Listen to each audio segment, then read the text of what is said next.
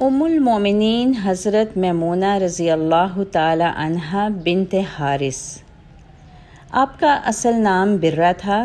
سرور عالم صلی اللہ علیہ وسلم کے نکاح میں آنے کے بعد میمونہ نام رکھا گیا۔ قبیلہ قیس بن ایلان سے تھیں۔ آپ کی والدہ کا نام ہند تھا۔ آپ کا پہلا نکاح مسعود بن عمرو عمیر ثقفی سے ہوا۔ انہوں نے کسی وجہ سے طلاق دی، پھر ابو رحم بن عبد العزیٰ کے نکاح میں آئیں۔ 7 ہجری میں انہوں نے وفات پائی اور حضرت میمونہ بیوہ ہو گئیں۔ اسی سال رسول کریم صلی اللہ علیہ وسلم عمرہ کے لیے مدینہ سے مکہ روانہ ہوئے تو آپ صلی اللہ علیہ وسلم کے چچا محترم حضرت عباس بن عبد المطلب نے میمونہ سے نکاح لینے کی تحریک کی۔ حضور صلی اللہ علیہ وسلم رضامند ہو گئے، چنانچہ احرام کی حالت ہی میں شوال 7 ہجری میں 500 درہم حق مہر پر حضرت میمونہ سے نکاح ہوا۔ عمرہ سے فارغ ہو کر رملہ سے 10 میل کے فاصلہ پر بمقام صرف حضور صلی اللہ علیہ وسلم نے قیام فرمایا۔ حضور صلی اللہ علیہ وسلم کے غلام حضرت ابو رافع حضرت میمونہ کو ساتھ لے کر اسی جگہ آ گئے اور یہیں رسم عروسی ادا ہوئی۔ حضرت میمونہ رسول کریم صلی اللہ علیہ وسلم کی آخری بیوی تھیں، یعنی ان سے نکاح کے بعد رسول اللہ صلی اللہ علیہ وسلم نے اپنی وفات تک کوئی اور نکاح نہیں کیا۔ حضرت میمونہ نہایت خدا ترس اور متقی تھیں۔ حضرت عائشہ صدیقہ رضی اللہ تعالی عنہا نے ان کے بارے میں فرمایا، میمونہ ہم سب سے زیادہ اللہ سے ڈرنے والی اور صلہ رحم کا خیال رکھنے والی ہیں۔ مدینہ میں ایک دفعہ ایک عورت بیمار ہوئی۔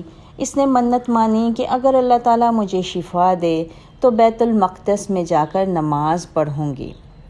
اللہ تعالیٰ نے اسے شفا دی اور اس نے اپنی منت پوری کرنے کے لیے بیت المقدس جانے کا ارادہ کیا۔ سفر پر روانہ ہونے سے قبل حضرت میمونہ سے رخصت ہونے آئیں تو تمام ماجرا بیان کیا۔ حضرت میمونہ نے اسے سمجھایا کہ مسجد نبوی میں نماز پڑھنے کا ثواب دوسری مساجد میں نماز پڑھنے کے ثواب سے 1000 گنا زیادہ ہے۔ تم بیت المقدس جانے کی بجائے مسجد نبوی ہی میں نماز پڑھ لو، ثواب بھی زیادہ ہوگا اور منت بھی پوری ہو جائے گی کہ مسجد نبوی اللہ کو بیت المقدس سے زیادہ محبوب ہے۔ ایک دن حضرت عبداللہ بن عباس ان کی خدمت میں اس حالت میں آئے کہ سر کے بال بکھرے ہوئے تھے۔ پوچھا، بیٹے پراگندہ منہ کیوں ہو؟ حضرت عبداللہ نے کہا، میری بیوی ایام کی حالت میں ہے، وہی میرے سر پر کنگھا کیا کرتی تھی، لیکن اب اس حالت میں ہونے کی وجہ سے میں نے یہ کام لینا اس سے مناسب نہ سمجھا۔ حضرت میمونہ رضی اللہ تعالی عنہا نے فرمایا، واہ بیٹے، کبھی ہاتھ بھی ناپاک ہوتے ہیں۔ ہم اسی حالت میں ہوتی تھیں اور رسول کریم صلی اللہ علیہ وسلم ہماری گود میں سر رکھ کر لیٹتے تھے اور قرآن پڑھتے تھے، اور پھر ہم اسی حالت میں مصلی اٹھا کر مسجد میں رکھ آتی تھیں۔ ایک اور موقع پر بھی انہوں نے حضرت ابن عباس کو نہایت بلیغ پیرائے میں سمجھایا کہ عورتیں اس حالت میں ہوں تو ان کے چھونے سے کوئی چیز ناپاک نہیں ہو جاتی۔ ایک دفعہ حضرت میمونہ کا ایک قریبی رشتہ دار ان کی خدمت میں حاضر ہوا۔ اس کے منہ سے شراب کی بو آ رہی تھی۔ وہ سخت غضبناک ہوئیں اور اسے سختی سے جھڑک کر کہا، آئندہ کبھی میرے گھر میں قدم نہ رکھنا۔ ایک دفعہ انہوں نے ایک لونڈی کو راہ خدا میں آزاد کر دیا۔ رسول اللہ صلی اللہ علیہ وسلم کو معلوم ہوا تو رسول صلی اللہ علیہ وسلم نے فرمایا، اللہ تم کو جزا دے۔ حضرت میمونہ رضی اللہ تعالی عنہا بہت مخیر اور فیاض تھیں، اس لیے وقتاً فوقتاً قرض لینے کی نوبت آ جاتی تھی۔ ایک دفعہ بہت زیادہ رقم قرض لے لی۔ کسی نے پوچھا، ام المومنین، اتنی زیادہ رقم کی واپسی کی کیا صورت ہوگی؟ فرمایا، میں نے رسول اللہ صلی اللہ علیہ وسلم سے سنا ہے کہ جو شخص قرض ادا کرنے کی نیت رکھتا ہو اللہ تعالیٰ خود اس کا قرض ادا کرنے کے اسباب مہیا کر دیتا ہے۔ حضرت میمونہ نے 51 ہجری میں صرف کے مقام پر جہاں ان کی رسم عروسی ادا ہوئی تھی وفات پائی۔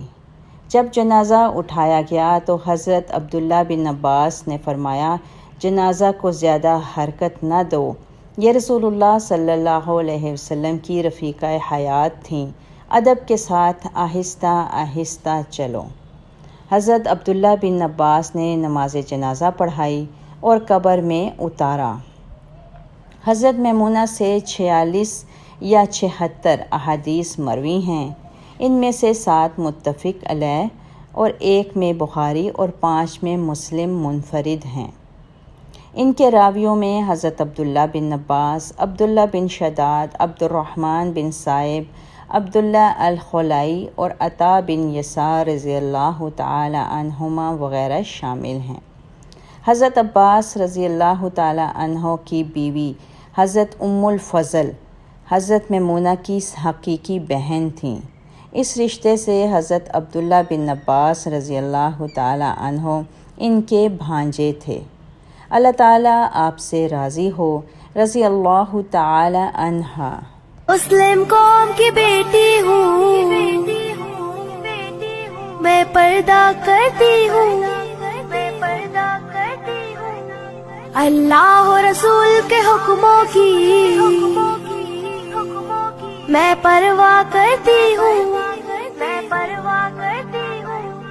میرے رب کی اطاعت پردہ ہے، میرے نبی کی چاہت پردہ ہے، ایمان کی حلاوت پردہ ہے، تقوی کی علامت پردہ ہے، پیغام جہاں کو یہ دوں گی، پیغام جہاں کو یہ دوں گی، میں وعدہ کرتی ہوں، مسلم قوم کی بیٹی ہوں، میں پردہ کرتی ہوں، اللہ و رسول کے حکموں کی میں پرواہ کرتی ہوں، يدنين عليهن من